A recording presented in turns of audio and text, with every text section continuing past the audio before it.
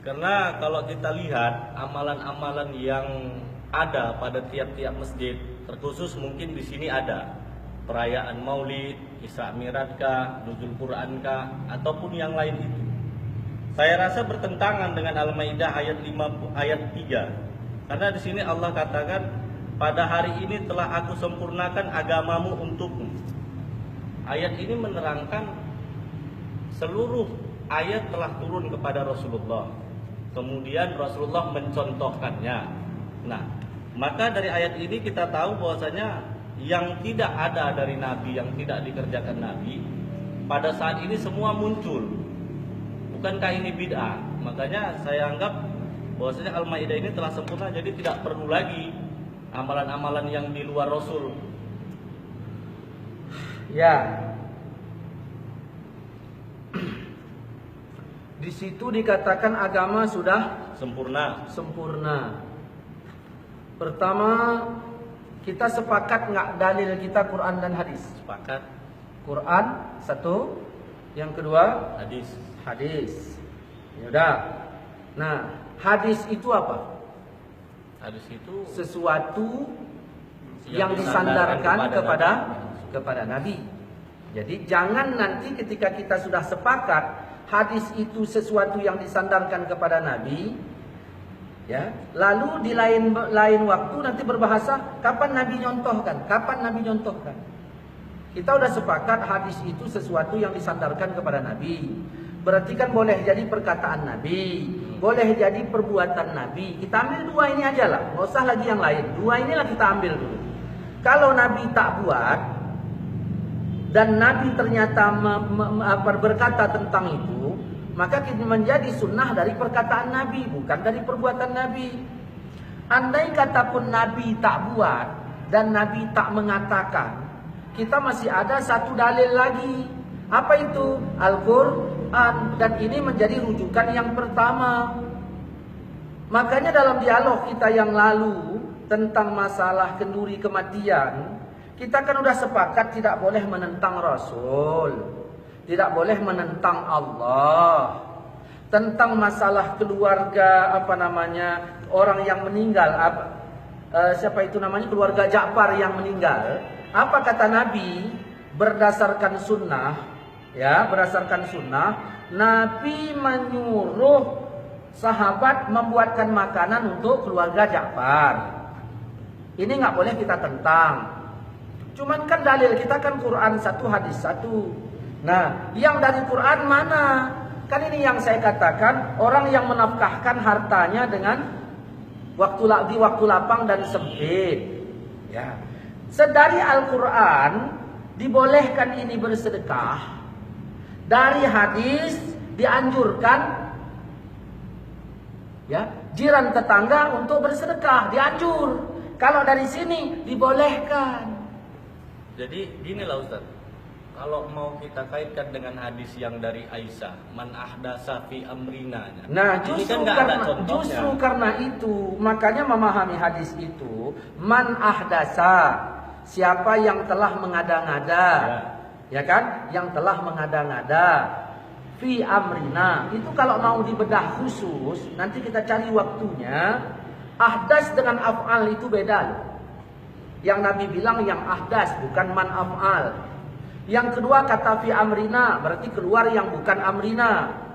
Yang ketiga ma laisa minhu, sesuatu yang enggak ada darinya, kan gitu. Baru itu ditolak. Jadi siapa yang mengada-ngada dalam agama ini yang enggak ada darinya, itu ditolak. Apa yang mau dibahas? Mau bahas orang baca Yasin di tempat duka. Yasin itu yang dibaca itu ada nggak dari agama? Dari agama. Ada. Maka kalau ada, berarti nggak ditolak. Yang ditolak yang nggak ada dari agama. Kan begitu. Ini fokus pertanyaannya kemana ini sebenarnya? Ke agama. Kita tadi kan sepakat agama telah sempurna. Oke, kita arahkan ke sana. Jadi supaya lebih jelas, kata sempurna itu ada di dalam surah Al-Maidah ayat 3. Pada hari ini telah kesempurnakan agamamu untukmu. Saya bertanya sekarang, sempurna yang dimaksud apakah sempurna apa adanya? Ini sempurna apa adanya? Atau sempurna sebagai contoh? Coba. Pilih. Yang pertama Ustaz, Sempurna apa? adanya. Sempurna apa adanya. Oke. Nah, berarti setelah turun ayat ini sempurna lah sudah kan? Habis. Habis. Sempurna semua. Saya tanya, mana duluan turun ayat wa tammat kalimatu rabbika dan al yauma akmaltu lakum. Wa tammat kalimatu rabbika. Telah tamat kalimat Tuhanmu. Kan ada ayatnya. Ada kan? Dapat. Telah sempurna kalimat Tuhan. Ayat itu dengan pada hari ini kusempurnakan. Mana duluan turun? Saya nggak jawab. Dah, itu dulu. Nah, kalaulah sempurna apa adanya, baca sejarah. Apa yang dibuat Aisyah setelah Rasulullah wafat? Apa yang dibuat Abu Bakar, Umar, Utsman, Ali, Zaid bin Haris setelah Rasulullah wafat? Apakah mereka semua ini oknum-oknum menandingi Tuhan? Sehingga dia telah menyempurnakan sesuatu yang tidak, menambah-nambah sesuatu yang sudah sempurna? Kalau berdasarkan dari hadis tadi bisa juga. Dari ayat. Dasa tadi, dari man ahdasa Berarti tadi. nggak ngerti aman ahdasa kalau begitu ceritanya. Kita ambil dari ayat dulu. Dari ayat. Apakah Aisyah itu termasuk oknum penambah kesempurnaan? Baca aja sejarahnya. Karena kalau kita ceritakan jadi panjang nanti. Apa itu? Nah, apakah Aisyah itu pelakunya? Kalau kita tuduh pelakunya, bagaimana dengan Al-Ahzab ayat 6? An-nabiyyu aula bil mu'minin min anfusihim. Nabi itu hendaknya lebih aula di hati orang mukmin ketimbang diri mereka. Wa azwajuhu ummahatuhum. Bahkan istri Nabi itu mak mereka. Allah puji istri Nabi. Di sini kalian bilang bahwa istri Nabi penambah kesempurnaan. Padahal Allah puji. Pilih aja. Berani nggak kalian mengatakan Siti Aisyah itu penambah kesempurnaan? Tidak. Itu masalahnya. Kenapa nggak berani? Karena faktanya agama sudah sempurna. Bukan yang dimaksud sempurna apa adanya, tapi yang dimaksud kata sempurna itu sempurna sebagai dalil. Maka berdasarkan dalil, mari saya udah siapkan ini, kita tolong di syuting ke ya. Agama telah sempurna. Sebagaimana yang telah kita maklumi bahwa agama ini telah sempurna menetapkan 5 hukum. Ada berapa hukum? Wajib, sunat, mubah, makruh, haram. Dalam surah Al-Maidah ayat 3 Allah berfirman begini. Udah. Banyak orang menjadikan ayat ini menghukumkan bid'ah, ya, dan sesat total bagi para pengamal perbuatan yang dianggap baik selama ini. Di antaranya maulid Nabi, doa berjamaah, salam-salaman setelah sholat dan yang lain-lain. Ya, inilah ini. Kalau memang kita berbicara agama sempurna, ya, saya bertanya, ini ayat ini sempurna nggak? Ya? Dialah yang menurunkan Al-Quran kepadamu. Di antara isinya ada ayat muhkamat. Itulah pokok isi Al-Quran. Sempurna nggak?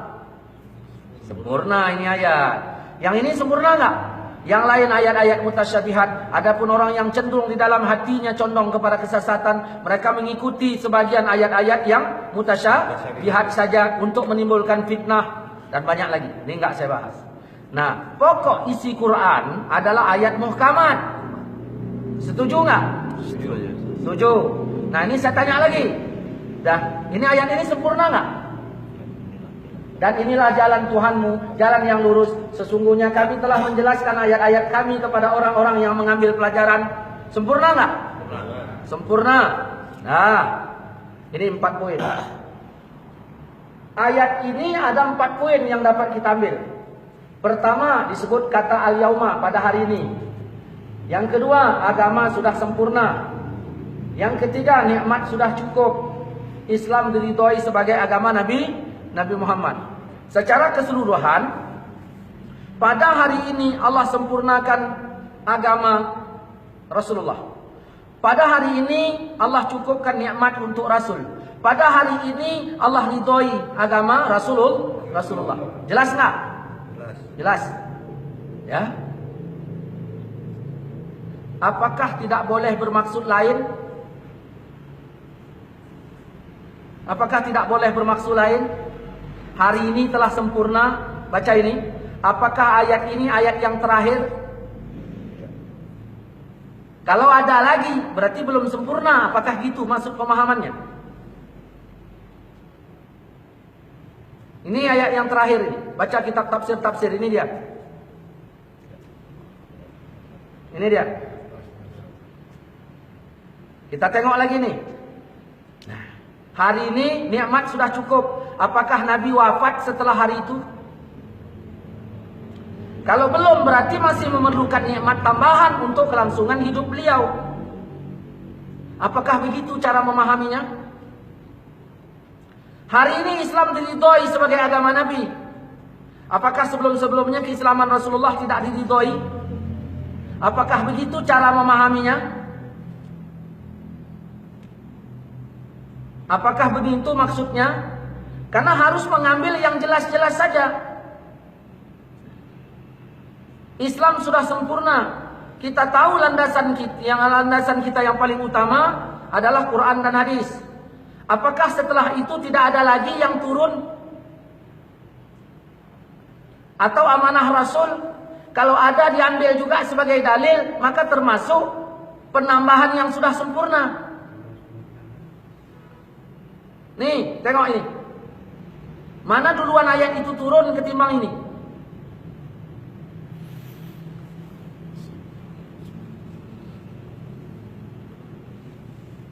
Aku berpesan kepada kalian supaya bertakwa kepada Allah, mendengar dan patuh kepada pemimpin, walaupun pemimpin itu orang yang berkulit hitam. Karena barang siapa yang hidup di antara kalian setelah aku wafat, niscaya dia akan melihat perselisihan yang sangat banyak. Pada saat itu hendaklah kalian mengikuti sunnahku dan sunnah khalifah yang telah mendapat petunjuk dan cerdik pandai. Pegang teguh-teguh semua itu dan gigitlah dengan gerahammu. Jauhi perkara bid'ah, karena semua bid'ah itu sesat. Dalam hadis ini, Rasulullah telah wafat, kita diperintahkan mengikuti sahabat. Kapankah sunnah sahabat itu? Kapan sunnah sahabat? Tadi kan patokannya ketika ayat itu turun udah sempurna, nggak boleh ditambah-tambah lagi. Ternyata Nabi bilang ikuti sunnah sahabat. Bagaimana? Masa Rasul tarawih hanya 3 malam di masjid. Dilakukan 8 rakaat. Kita ambil begitu aja lah gampangnya. Sedangkan Sayyidina Umar 30 malam di masjid.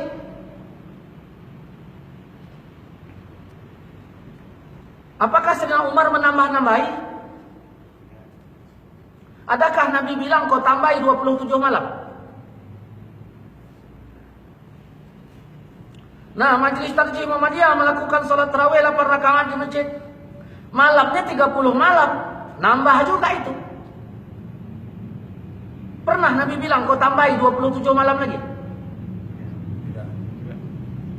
Apakah dia telah menambah-nambahi kesempurnaan? Banyak masalah kalau mau diangkat. Kita lanjutkan masalah sempurna. Al-Quran sudah sempurna. Nah, ininya nggak saya bahas ya di sini. Perintah sempurna, larangan sempurna, janji pahala telah sempurna, janji dosa juga telah sempurna. Ini sekarang. Ini kita lihat di sini hadis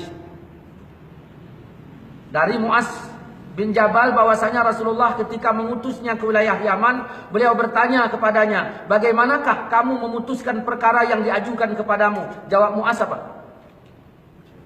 Saya akan memutuskan dengan Al-Quran. Rasul bertanya lagi, kalau tidak kau temukan dalam Al-Quran bagaimana?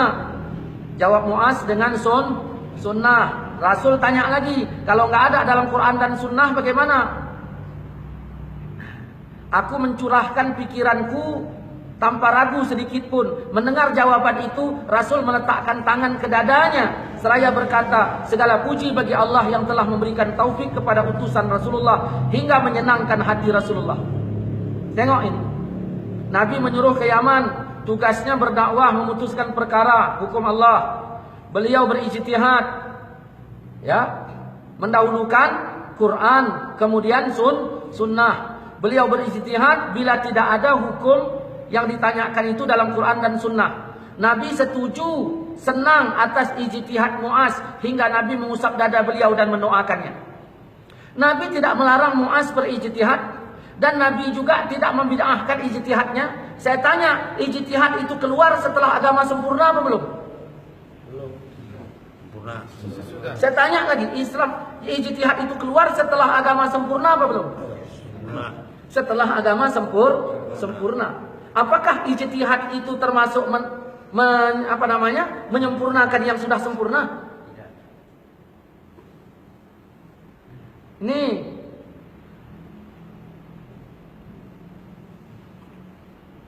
Ini menunjukkan bahwa perkataan Wahabi, ya, perkataan kalian-kalian, setiap yang tidak dicontohkan Rasulullah itu adalah bid'ah, sangat tidak sesuai dengan sunnah Rasul. Artinya pendefinisian bid'ah, fi'lun ma lam yu'had fi asri Rasul, perbuatan yang enggak dicontohkan di zaman Nabi itu tidak sesuai. Jadi kalau sudah acuan yang enggak sesuai, bagaimana lagi mau dikait-kaitkan?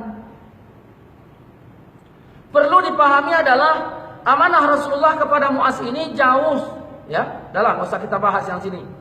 Payah. Ini lagi kita tengok. Apabila seorang ahli hukum memutuskan hukum dengan hasil ijtihadnya dan ternyata tepat ijtihadnya, maka baginya pahala berapa? 2. Nah, apabila memutuskan hukum dengan hasil ijtihadnya ternyata keliru, maka baginya berapa? 1. Mungkin kalian bilang bukan, langsung bid'ah dalalah. Enggak begitu. Maka bertanyalah kamu kepada orang yang punya ilmu jika kamu tidak mengetahui. Siapakah yang dimaksud dalam ayat ini? Ya. Panjang kalau dibahas. Cukuplah dulu, nanti kita sambung lagi malam Rabu depan. Ya.